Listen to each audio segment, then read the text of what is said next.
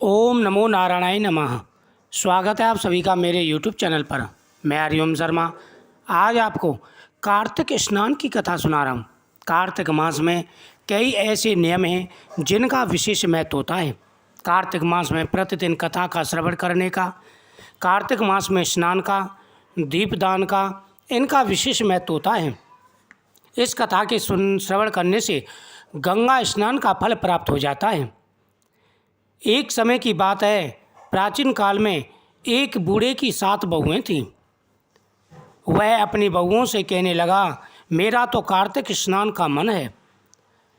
एक बुजुर्ग था, उसकी 7 बहुएं थीं। उसने अपनी बहुएं से कहा कि मेरा कार्तिक स्नान का मन कर रहा है। मैं चाहता हूँ कि मैं कार्तिक के महीने में गंगा स्नान करूँ। क्या तुम निभा दोगी? 6 बहुओं ने मना कर दिया। तब बड़ी बहू ने कहा, पिताजी मैं निभा दूंगी, आप यहाँ पर आकर कार्तिक नहा लेना। बूढ़ा हर रोज़ सुबह उठकर नदी पर जाकर स्नान करता और धोती उसके आंगन में सुखा देता था। जैसे जैसे धोती में से पानी गिरता वैसे वैसे आंगन में हीरे मोती गिरते थे। 6 बहुओं ने मना कर दिया, लेकिन 7वीं बहू ने कहा कि पिताजी आप गंगा स्नान करिए, कार्तिक स्नान करिए, बाकी नियम मैं निभाऊंगी, आपकी सेवा करूंगी। वह गंगा स्नान करने जाता और गंगा स्नान करने के बाद में गीली धोती उस बहू के आंगन में सुखा देता। उस धोती में से जैसे पानी गिरता वैसे ही हीरे मोती उस पानी की जगह पे बन जाते। यानी जितना पानी उस धोती से गिरता उतने हीरे मोती उसके आंगन में हो जाते थे। जैसे जैसे धोती से पानी गिरता वैसे वैसे आंगन में हीरे मोती गिरते थे। यह देखकर 6 बहुएं कहने लगी, पिताजी आप हमारे यहाँ नहा लेना। तब बूढ़ा कहने लगा, ठीक है, मुझे तो नहाना ही है, सो मैं तुम्हारे यहाँ पर नहा लूँगा। अगली सुबह बूढ़े ने कहा, नहा धोकर धोती उनके आंगन में सुखाई, वहाँ हीरे मोती नहीं गिरे।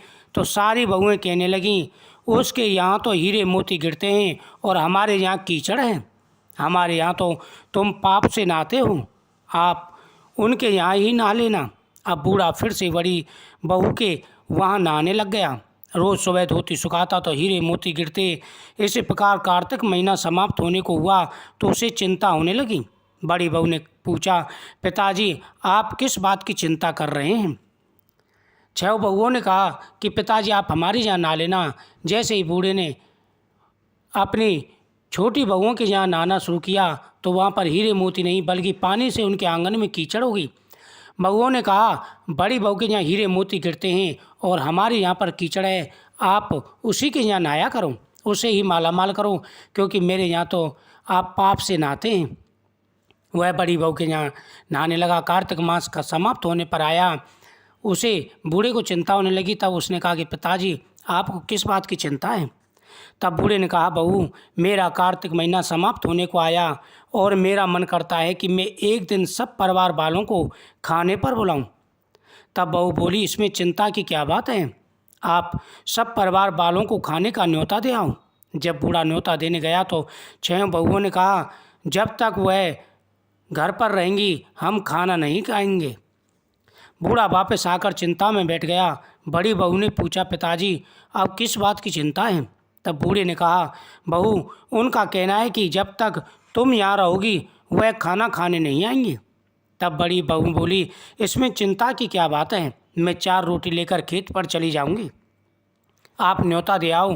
वे सारी बहुएं आईं, उन्होंने कुछ तो खाना खाया और बचे हुए खाने में मिट्टी के कंकड़ डाल दिए। सोचा अब आकर परेशान होगी। यहाँ बड़ी बहू खेत में यह कह रही थी, राम जी चिड़िया राम जी का खेत, चुग गई चिड़िया भर भर पेट। कहते हैं कि इंसान का जैसा कर्म हो भगवान उसे उसी प्रकार का फल देते हैं।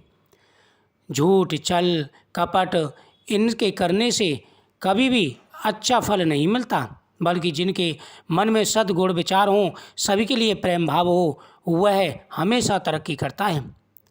बड़ी बहू खेत पर गई, वहाँ पर रोटी खाई और उसने मंत्र बोला, राम जी की चिड़िया राम जी का खेत, चुग लो चिड़िया भर भर पेट। मेरे ससुर ने घर में जगह दी है और मैंने खेत में। इस प्रकार वह चिड़ियों को बाजा डालकर घर आ गई। तब बूढ़ा उदास बैठा हुआ था। वह बोली, पिताजी क्या हुआ, आप उदास क्यों हैं? तब वह कहने लगा, बहू तुम्हारी देवरानी जेठानी आई थी और उन्होंने खूब खाया पिया। बचे हुए खाने में वो मिट्टी कंकड़ डाल गई ताकि तुम्हारे लिए खाना ना बचे। तब वह बोली, कोई बात नहीं पिताजी, मेरा क्या है, मैं तो 4 रोटी फिर बना कर खा लूँगी, बाकी सब तो ठीक ठाक निपट गया। बूढ़ा बोला, हाँ बाकी सब तो बहुत अच्छे से निपट गया, कुछ कम नहीं पड़ा। बहू अंदर गई तो जाकर देखती है जिस खाने में वह मिट्टी कंकड़ डाल गई थी उनमें दोबारा से हीरे मोती बन गए। जैसे जैसे खाने में उन्होंने जितना कंकड़ मिट्टी डाला था वह कंकड़ मिट्टी की जगह पर वहाँ पर हीरे मोती बन गए। चारों तरफ दौलत ही दौलत बिखरी पड़ी थी। घर मैल हो गया, सारा धन दौलत से भर गया, अन्न के भंडार भर गए। तब उसने ससुर से कहा, पिताजी आप तो कह रहे थे कि मेरे लिए कुछ नहीं है, मेरा घर तो हीरे मोतियों से भरा है, जहाँ देखूँ वहाँ धन दौलत की वर्षा हो रही है, अन्न के भंडार भरे हुए हैं, घर महल बन गए। बूढ़े ने कहा, बेटी तुमने कार्तिक में जो नियम निभाए हैं उनके तुम्हारे सारे पाप दूर हो गए और तुम्हारे पर भगवान विष्णु की और माता लक्ष्मी की मेहरबानी हुई है। कार्तिक देवता तुम पर प्रसन्न हुए, उनकी कृपा से तुम्हारा घर भर गया। जैसे कार्तिक देवता उस पर बरसे वैसे सभी के घरों में बरसना। कार्तिक मास का विशेष महत्व है। जो व्यक्ति नियमित रूप से कार्तिक मास के प्रतिदिन भगवान की पूजा करते हैं, कार्तिक मास में स्नान करते हैं, दीपदान करते हैं, उनकी प्रत्येक मनोकामना पूरी हो जाती है। कार्तिक मास में सूर्योदय से पहले उठकर के स्नान करना चाहिए। स्नान करते समय गंगा जल मिलाकर के स्नान करना चाहिए। शास्त्रों में कहा गया है कि कार्तिक मास में नदी पर जाकर के स्नान करें। घर से कुछ दूर जाकर नदी पर स्नान करना चाहिए, क्योंकि नदी पर स्नान करने से करोड़ों गुना फल प्राप्त होता है। नदी से ज़्यादा गंगा स्नान का महत्व होता है। जो गंगा स्नान जाकर के करते हैं प्रतिदिन, उनके पुण्यों को कोई नहीं कह सकता। लेकिन जो गंगा स्नान नहीं कर सकें, घर के जल में गंगा जल मिला करके स्नान करेंगे, आपको गंगा स्नान का फल प्राप्त होगा। जीवन में आ रहे सारे दुख और परेशानियां दूर हो जाती हैं। नियमित रूप से गंगा स्नान करने से मन वाच्य कर्म के किए गए सारे पाप नष्ट हो जाते हैं। भगवान कृष्ण प्रसन्न होकर के मनवांछित फल प्रदान करते हैं। उसी प्रकार से कार्तिक मास में तुलसी जी की पूजा का विशेष महत्व होता है। जो व्यक्ति नियमित रूप से माता तुलसी की पूजा करते हैं, तुलसी सिंचन, तुलसी का दर्शन, स्पर्श मोक्ष को प्रदान करने वाले हैं।